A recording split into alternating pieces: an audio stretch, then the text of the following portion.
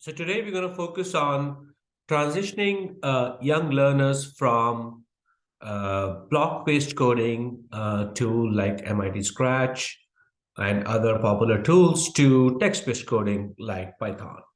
So many times, as we introduce text-based coding or Python to young learners, they sometimes have challenges doing that. And we think that a tool that you see on your screen, like Trinket, makes it a somewhat easier to do that transition. And we're going to walk through how we do that. So what you see here on your screen, how do you get here first? So you go to trinket.io and log in as yourself and go to new trinket and select blocks.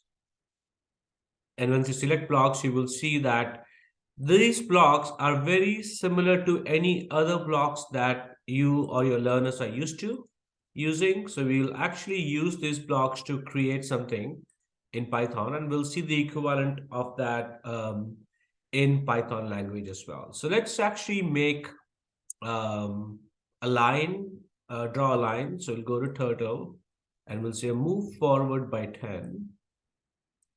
Instead of 10, let's make it 30 and run it. So if you see, turtle went forward by 30 points. And if you view the code, it automatically imported the library called turtle, and it said turtle.forward 30, which is the Python equivalent of this code. So let's get back here. And then let's actually let's draw a square.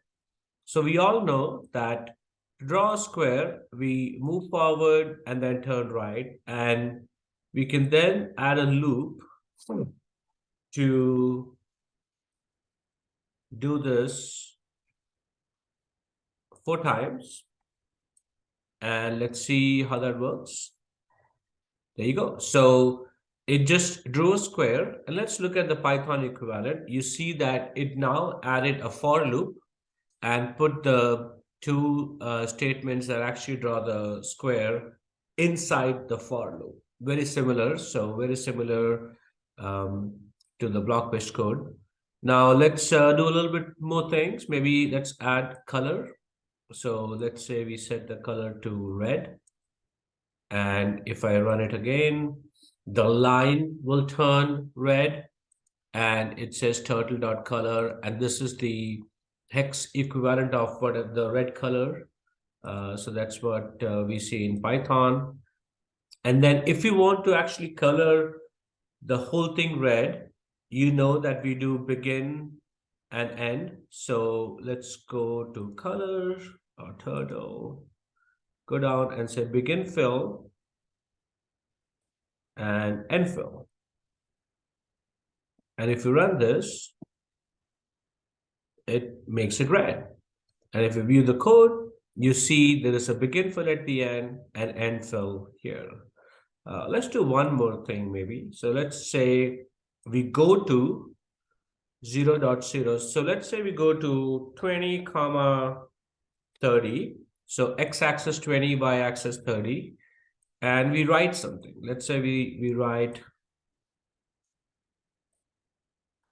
hello world. And let's run it.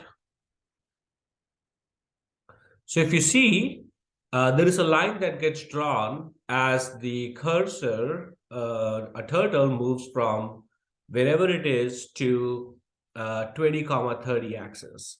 So to do that, we know that we can do pen up and pen down. So let's do pen up and pen down.